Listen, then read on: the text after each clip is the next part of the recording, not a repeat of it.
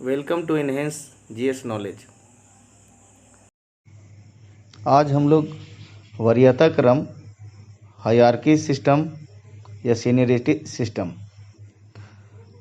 के बारे में जानने की कोशिश करेंगे। हायरार्की सिस्टम एक तरह से आप मान लीजिए कि जैसे हमारे फैमिली मेम्बर में दादाजी हैं तो वो हो गए जस्ट लाइक कॉन्स्टिट्यूशन के बेसिस पे आप देखेंगे तो वो राष्ट्रपति हो गए, और जैसे हमारे पिताजी हो गए तो वो उपराष्ट्रपति हो गए, वाइस प्रेसिडेंट ऑफ इंडिया। उस तरह से आप अगर देखेंगे प्रधानमंत्री, तो प्रधानमंत्री पीएम साहब हमारे थर्ड पोजीशन में आते हैं। वरीयता क्रम से रिलेटेड अधिसूचना 26 जुलाई 1979 को जारी की गई थी। इस अधिसूचना के अनुसार भारत के राष्ट्रपति को फर्स्ट पोजीशन, उपराष्ट्रपति को सेकंड पोजीशन, प्रधानमंत्री को थर्ड पोजीशन और राज्यपाल गवर्नर साहब को फोर्थ पोजीशन में रखा गया है। वरीयता क्रम केंद्र एवं राज्य सरकारों में विभिन्न पदाधिकारियों के पद क्रम से संबंधित है। इसका प्रयोग मुख्य रूप से पॉलिटिकल फंक्शन में किया जाता है। इसका प्रयोग ऑफिशियल वर्क का डेली कार्य में नहीं किया जाता है। वर्तमान में शीर्ष पदों की वरीयता इस प्रकार है। राष्ट्रपति कार्यपालिका का औपचारिक प्रधान होता है। देश के सभी कार्य राष्ट्रपति के हस्ताक्षर के बाद ही किए जाते हैं। राष्ट्रपति का पद ब्रिटेन से लिया गया है। राष्ट्रपति की चर्चा संविधान के आर्टिकल 52 से आर्टिकल 61 में की गई है। राष्ट्रपति भारत के प्रधानमंत्री की नियुक्ति, सर्वोच्च न्यायालय के न्यायाधीशों की नियुक्ति, सेनाध्यक्ष की नियुक्ति एवं विभिन्न देशों में भारत के राजदूत की नियुक्ति करते हैं। राज्यपाल का वास्तविक प्रधान देश के प्रधानमंत्री होते हैं। जैसा कि आप सभी जानते हैं कि भारत का राष्ट्रपति देश का प्रथम नागरिक होते हैं। अकॉर्डिंग टू यूएसए कॉन्स्टिट्यूशन, कोई व्यक्ति यदि यूएसए में जन्म लिया है तभी वो यूएसए का राष्ट्रपति बन सकता है, जबकि भारत में ऐसा नहीं है। भारत में अगर कोई व्यक्ति नागरिकता रजिस्ट्रेशन या कोई अन्य माध्यम से ग्रहण करते हैं तो भी वो राष्ट्रपति बन सकते हैं। भारत में उपराष्ट्रपति का पद संयुक्त राज्य अमेरिका यूएसए के संविधान से लिया गया है। यह राज्यसभा का सभापति होता है, किंतु राज्यसभा का सदस्य नहीं होता है। उपराष्ट्रपति का वेतन सभापति होने के कारण ही दिया जाता है। वर्तमान में उपराष्ट्रपति एम वेंकैया नायडू जी हैं। उपराष्ट्रपति की चर्चा संविधान में आर्टिकल 63 से आर्टिकल 68 तक है। राज्यसभा को उच्च सदन एवं लोकसभा को निम्न सदन कहा जाता है।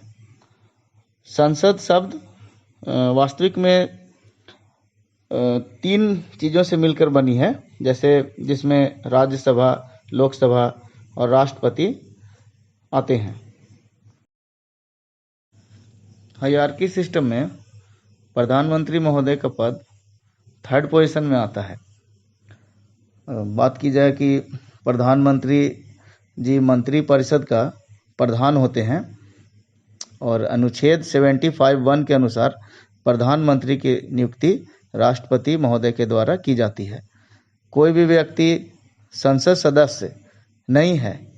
संसद सदस्य मीन्स राज्यसभा का या लोकसभा का कहीं के भी नहीं है, फिर भी वह व्यक्ति प्रधानमंत्री बन सकता है, लेकिन विदिन 6 मंथ उन्हें संसद की सदस्यता अवश्य रूप से लेनी होगी। पीएम बनने के लिए लोकसभा सदस्य होना अनिवार्य है, जो कि 25 ईयर है।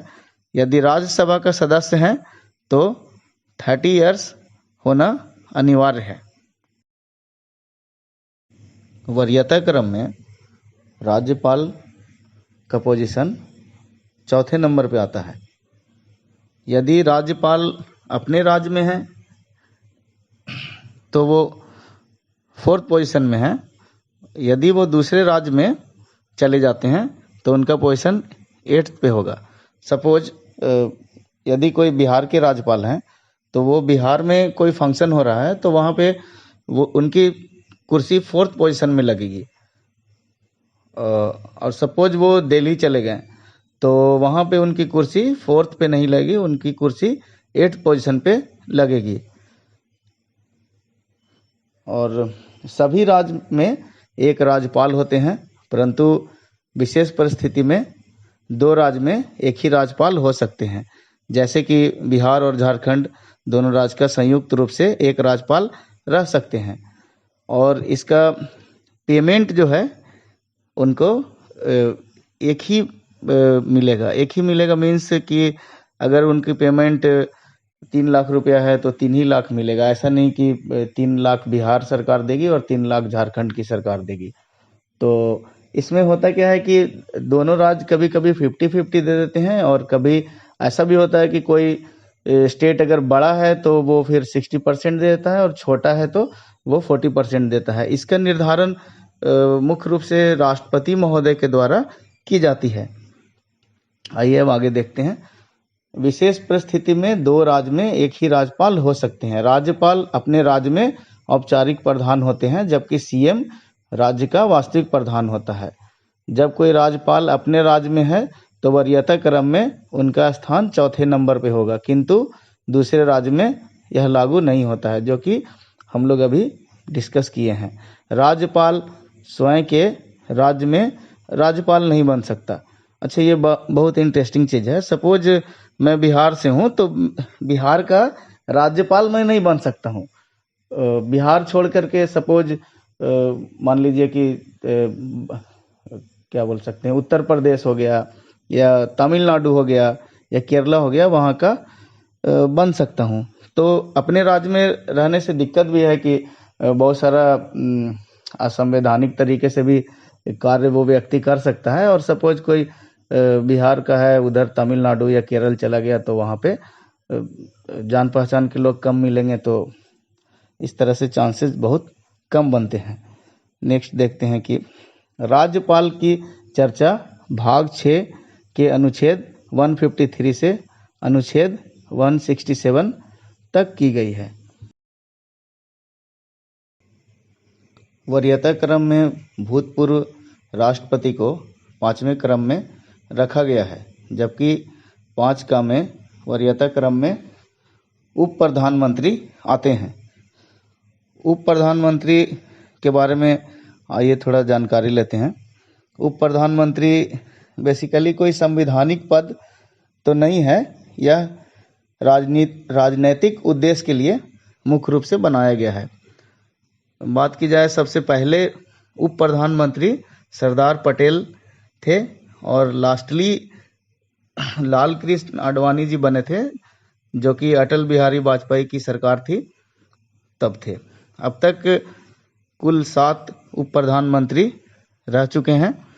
प्रधानमंत्री यदि देश से बाहर जाते हैं तो उप प्रधानमंत्री या गृह मंत्री ही देश का कार्यभार संभालते हैं। मुख्य न्यायाधीश CJI means chief justice of India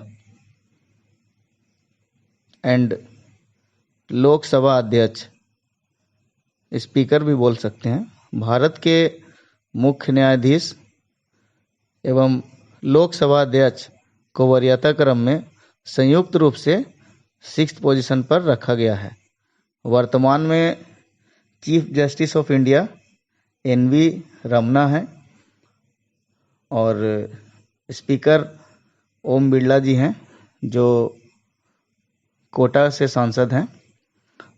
यहाँ पे एक इम्पोर्टेंट चीज़ ये है कि यदि राज्यसभा और लोकसभा की संयुक्त बैठक होगी, तो इसमें लोकसभा अध्यक्ष मीन्स स्पीकर ही सभापति के रूप में रहेंगे, न कि राज्यसभा के सभापति। राज्यसभापति जैसा कि आप जानते हैं कि उपराष्ट्रपति होते हैं। और यदि बात की जाए chief justice of India CJI की, तो CJI बनने के लिए मिनिमम 5 इयर्स उच्च न्यायालय में जज रह चुके हैं या 10 वर्ष तक उच्च न्यायालय में अधिवक्ता रहे हों। और सबसे इम्पोर्टेंट चीज़ ये है कि वह व्यक्ति राष्ट्रपति के नज़र में कानून का अच्छा जानकार हो। केंद्र के कैबिनेट मंत्री, केंद्र के कैबिनेट मंत्री एवं राज्य मंत्री एवं उप मंत्री, ये सभी मंत्री मिलाकर 15% से अधिक नहीं होना चाहिए। इट मीन्स कि यहाँ पे मैं बताने की कोशिश कर रहा हूँ कि केंद्र के कैबिनेट मंत्री के नीचे काम करेंगे राज्य मंत्री, उनको राज्य मंत्री असिस्ट करेंगे, और राज्य मंत्री को असिस्ट करेंगे उप मंत्री। अब बात करते हैं राज्यसभा और लोकसभा के विपक्ष के नेता। तो राज्यसभा और लोकसभा के विपक्ष के नेता एक तरह से वो मंत्री का पोस्ट के बराबर पद रखते हैं।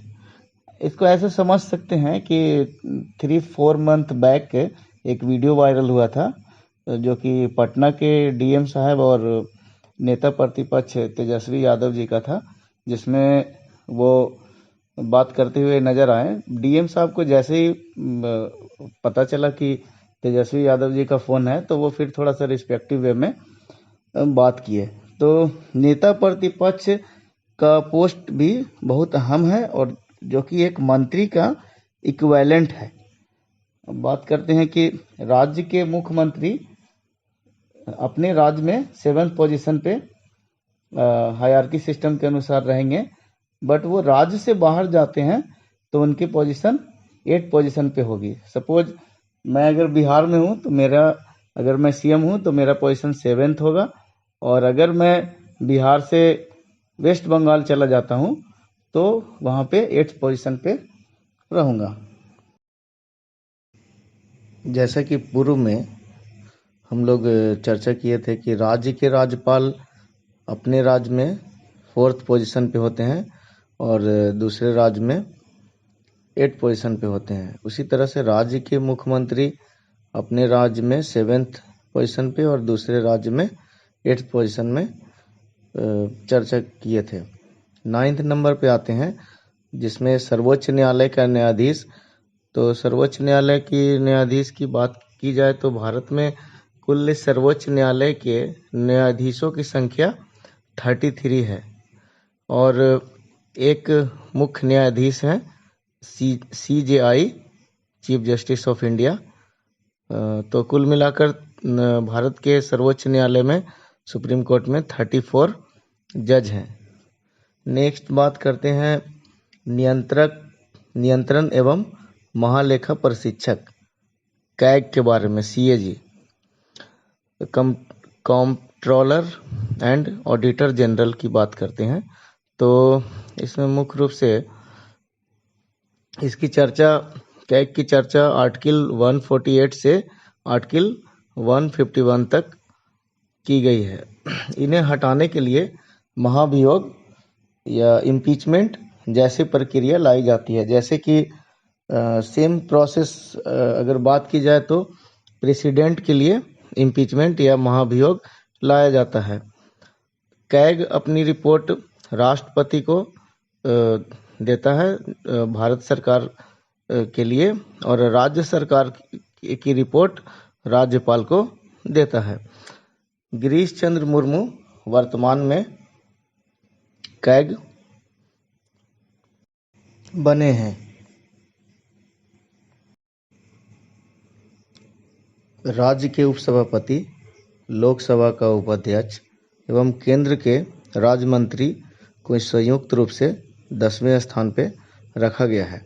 आइए अब बात करते हैं भारत के महान्यायवादी अटॉर्नी जनरल ऑफ इंडिया के बारे में। यह केंद्र सरकार के कानूनी सलाहकार होते हैं और यह संसद के कार्रवाई में भाग ले सकते हैं, किंतु यह मतदान नहीं कर सकते हैं।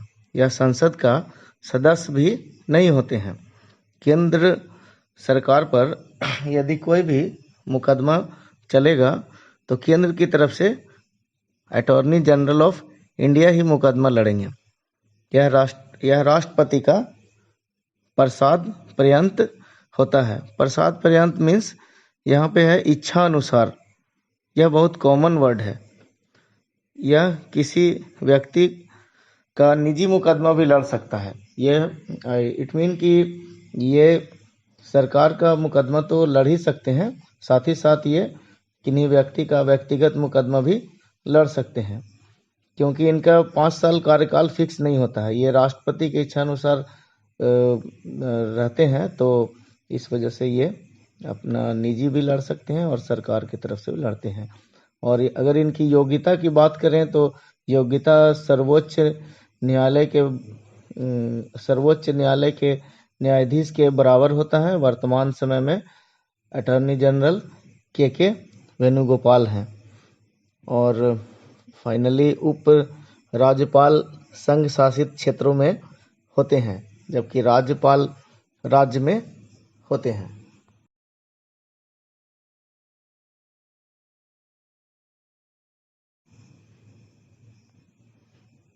आइए अब इससे जुड़े हुए कुछ अति महत्वपूर्ण प्रश्न को देखते हैं। सबसे पहला प्रश्न है कि भारतीय प्रोटोकॉल के अनुसार वरीयता क्रम में निम्न में सबसे पहले कौन है?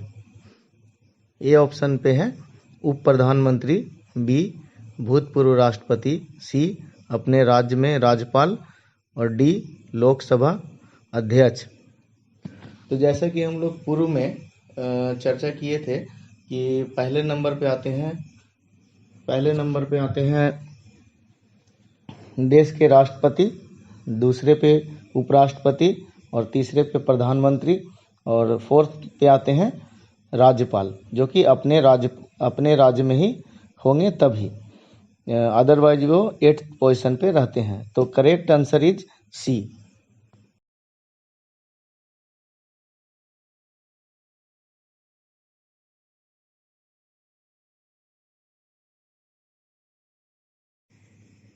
आइए देखते हैं अब दूसरे प्रश्न को। प्रश्न इस प्रकार है, भारत सरकार में सबसे ऊंचे पद पर सिविलियन अधिकारी कौन है? सिविलियन अधिकारी मीन्स IAS। तो पहला ऑप्शन है गृह सचिव, बी रक्षा सचिव, सी मंत्रिमंडल सचिव, डी दिल्ली का उपराज्यपाल। तो इस प्रश्न का सही उत्तर है सी मंत्रिमंडल सचिव। मंत्रिमंडल सचिव या कैबिनेट सेक्रेटरी वर्तमान में राजीव गौबा झारखंड कैडर के 1982 बैच के IAS अधिकारी हैं। आइए देखते हैं तीसरे प्रश्न को, जो कि मेरा आखिरी प्रश्न है इस वीडियो का। तीसरा प्रश्न है, भारत के वरीयता क्रम में निम्नलिखित में से कौन पहले आता है? मंत्रिमंडल सचिव, मुख्य निर्वाचन आयुक्त, संघीय मंत्रिमंडल सदस्य, भारत के मुख्य न्यायाधीश। इस प्रश्न का सही उत्तर है 4 भारत के मुख्य न्यायाधीश CJI chief justice of India.